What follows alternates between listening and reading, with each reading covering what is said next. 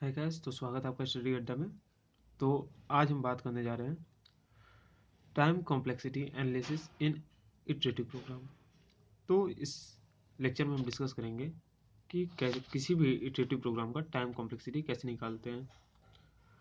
तो हमने asymptotic notation का लेक्चर पहले भी बना के डाल चुका है। तो अगर आपको वो लेक्चर देखना है तो आप लिंक डिस्क्रिप्शन में दिया है, उससे जाके देख सकते हैं। तो आइए शुरू करते हैं। तो पहला क्वेश्चन है ए इक्वल टू एक फंक्शन है, उसमें integer i for i equal to 1 to n printf get. ये यानी गेट कितनी बार प्रिंट होगा। तो गेट आई इक्वल टू 1 के लिए एक बार प्रिंट होगा, आई इक्वल टू 2 के लिए फिर एक बार, फिर 3 के लिए एक बार, और ये n बार प्रिंट होगा। तो आई की वैल्यू 1 होगी, 2 होगी, डॉट डॉट डॉट n तक जब तक पहुंचेगी तब तक ये प्रिंट होता रहेगा गेट। तो इसकी कॉम्प्लेक्सिटी कितनी हो गई, बिग O ऑफ n। मतलब क्यों, क्योंकि ये n बार प्रिंट हो रहा है, n बार प्रिंट हो रहा है। आप n इस लूप के अंदर आप n बार जा रहे हैं, n स्टेप हमें ले रहा है, इसलिए इसकी कॉम्प्लेक्सिटी हो जाएगी ओ एन। आइए अब ये क्वेश्चन देखते हैं। Int i j for i equal to 1 to n j equal to 1 to n print up get. अब देखिए इस क्वेश्चन को कैसे करते हैं। माना आई इक्वल टू 1 इस लूप के अंदर गया, अब ये जे को कब तक प्रिंट करेगा, ये n टाइम प्रिंट करेगा। क्यों, पहले j इक्वल टू 1 के लिए, फिर j इक्वल टू 2 के लिए, फिर j इक्वल टू 3 के लिए। सिमिलरली इसी क्वेश्चन की तरह अगर एक फॉर लूप है तो उसका टाइम कॉम्प्लेक्सिटी n होता है, अगर i इक्वल टू 1 से n तक जाता है तो i इक्वल टू 1 के लिए j 1 to n जाएगा, यानी n टाइम प्रिंट होगा। i इक्वल टू 2 के लिए फिर ये n टाइम प्रिंट होगा। क्यों, i इक्वल टू 2 के लिए फिर j 1 2 dot dot dot n तक जाएगा। तो i इक्वल टू n के लिए कितनी बार प्रिंट होगा j, ये i इक्वल टू n के लिए भी j n टाइम तक जाएगा, n लूप, j वाला लूप n टाइम तक चलेगा।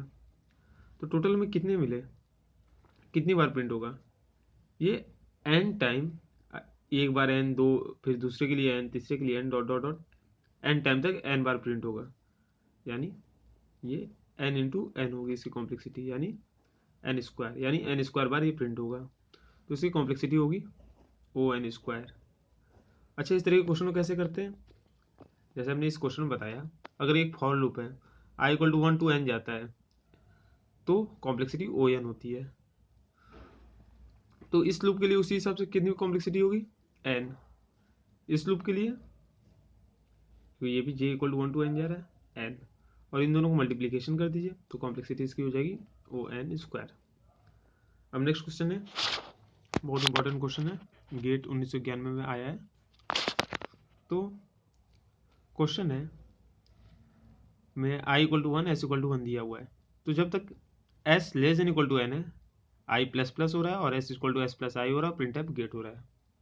तो ये टोटल कितनी बार होगा। अच्छा देखिए, जब s n से बड़ा हो जाएगा तो ये लूप टर्मिनेट हो जाएगा।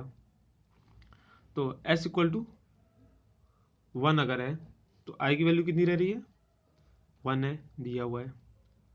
तो s इक्वल टू 1 के लिए ये लूप के अंदर गया और i की वैल्यू 2 हो जाएगी, और s की वैल्यू कितनी हो जाएगी, 2 प्लस 1, क्योंकि s की वैल्यू यहाँ 1 थी लेकिन i की वैल्यू 2 हो चुकी है। 2 प्लस 1 यानी 3, s की वैल्यू 3 हो गई, i की वैल्यू 2।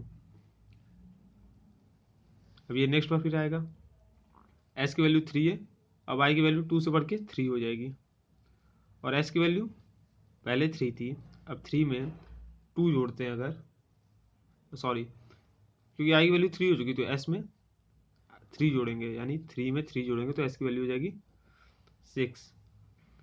i इक्वल टू, अब ये जब चौथी बार लूप में जाएगा, चौथी बार लूप में गया,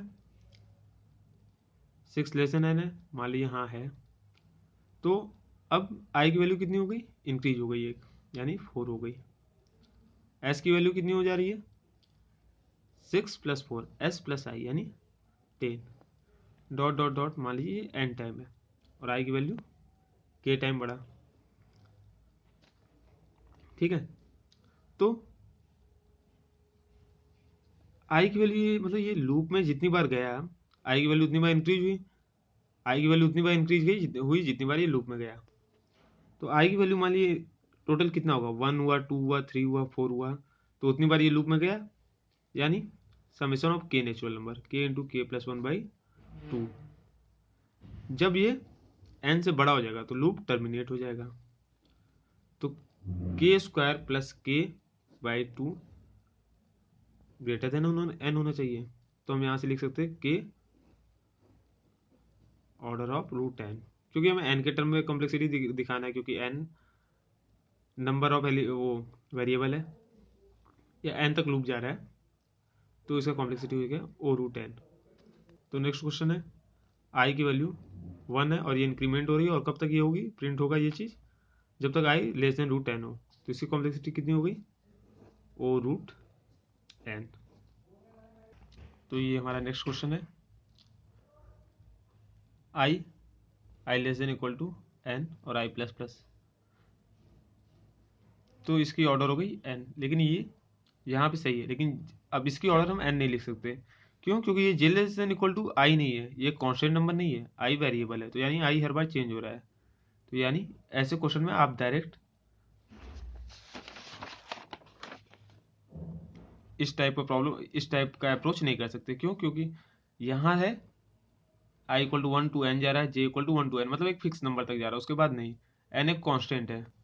लेकिन इस क्वेश्चन में ये एक कांस्टेंट नहीं है, ये एक वेरिएबल है।